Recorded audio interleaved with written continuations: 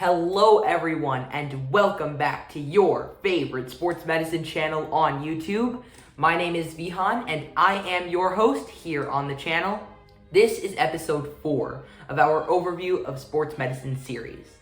In the last 3 episodes, we've discussed the origins of sport and exercise in medicine, which dates back to 1000 BCE, 3 millennia ago, in Asia, and that was episode 1.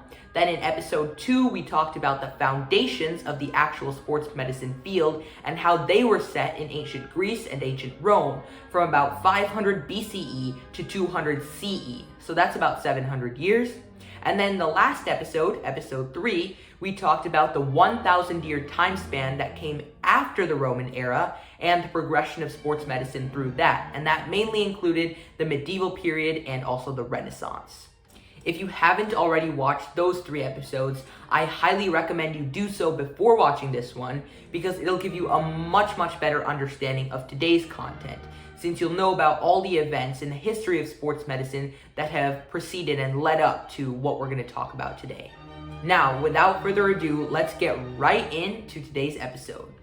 If you watched the last episode, episode 3, you might remember that we discussed the 800-year time period that sports medicine completely died after the mid-Roman era, and that was from about 200 CE to 1000 CE.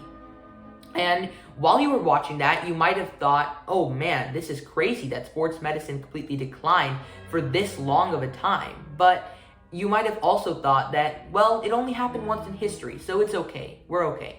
But if you watched the whole episode, you would remember that I warned you at the end of the episode that this would happen again for a couple centuries, that sports medicine would die after the end of the Renaissance. Sports medicine would die after the end of the Renaissance. And this is correct. Sports medicine died in the early 1600s again and would not be revived until the 1800s.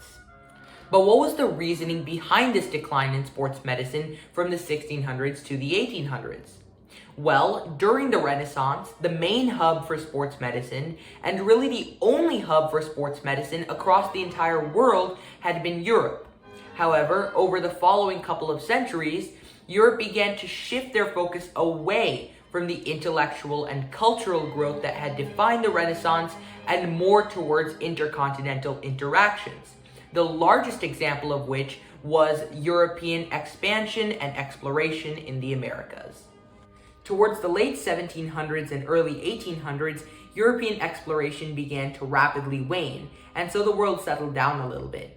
Following this, during the mid and late 1800s, various sports were invented, such as cricket, baseball, rugby, American football, volleyball, basketball, and the rules for modern soccer were even developed in 1848. However, the largest occurrence was probably the reintroduction of the Olympics, or you could call it the introduction of the modern Olympics in 1896. Just in case you're wondering, the Olympics were an enormous part of the culture of ancient Greece. However, they became non-existent for 2,000 years after the ancient Greek era until they were reintroduced in 1896 for the world to enjoy. With the immense growth in sports during the 1800s, scientists began extensively developing athletic regimens to help athletes lose fat and gain muscle. So the regimens of these scientists included a diet very high in protein to help athletes build muscle, regular vigorous exercise, above average alcohol intake, because alcohol was actually perceived to be beneficial during this time, especially for athletes, and also manual weight loss. And this manual weight loss refers to a number of forced injuries, which included anything from forced vomiting to forced excretions to forced sweating, which could be induced by wearing wool or flannel in the heat, or even forced bleeding. Scientists believed that their regimens had to include anything that would help to reduce the weight of athletes. Finally, someone stepped up and announced their disapproval for these extremely strange and quite ineffective methods of reducing weight in athletes. And this person was a Scottish sports scientist named Archibald Maclaren. Maclaren announced his disapproval for each of the aspects that we talked about earlier, and so let's go one by one. First, let's start with forced sweating. Athletes were forced to sweat, as we talked about, through wearing hot clothing in the heat, even being forced to run in the heat in this clothing, and they weren't allowed to drink much water because the scientists didn't want them to gain any extra weight through the water intake. McLaren stated that forced sweating only reduced weight through perspiration, as it did, or you could say it only reduced the water weight of the athletes, which didn't actually remove any of the tissue mass or remove any of the fat from athletes, so it was completely ineffective. Second of all, it was leading the athletes to be severely dehydrated because they were not taking in any water after sweating profusely in the heat through their exercise. Second, McLaren addressed the forced vomiting, forced bleeding, and forced excretions that athletes underwent through these scientific regimens, and he stated that these aspects were very, very, very harmful to athletes because they went against the natural functions of the organs and actually reduced the efficiencies of organs and organ systems within the body. So, rather than helping athletes, it was actually greatly deteriorating their health.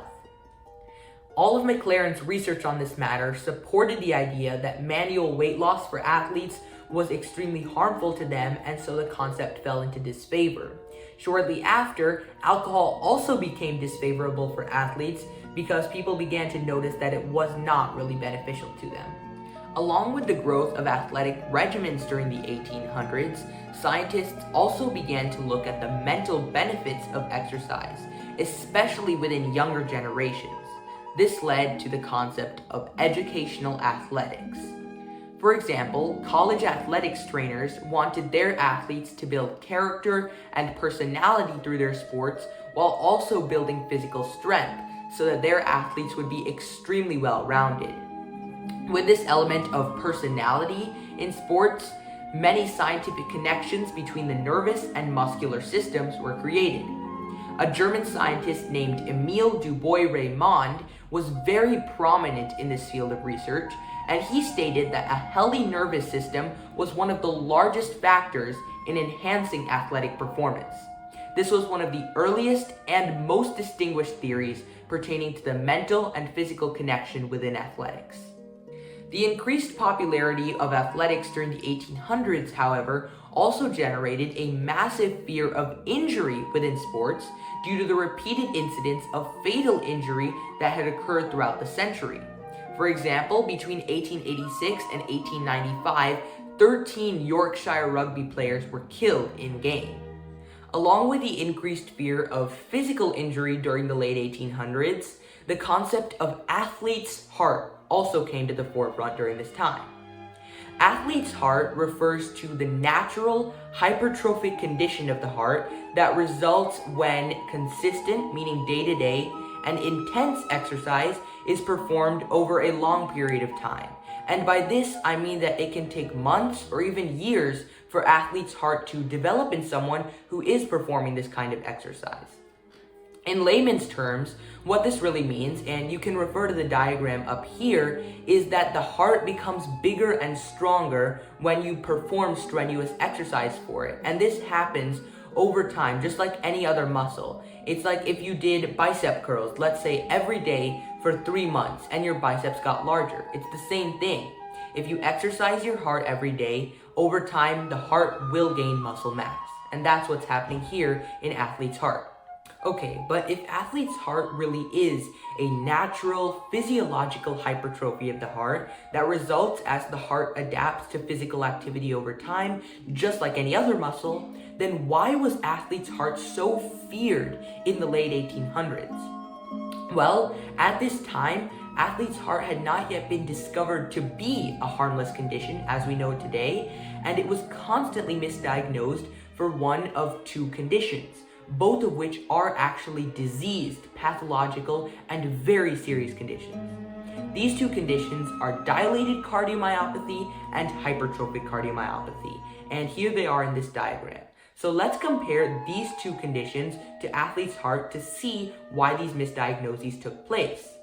In dilated cardiomyopathy, the heart has become larger, just like in athlete's heart. However, over here, the muscle wall has become much thinner, meaning that the heart is weaker and cannot push out blood with enough force.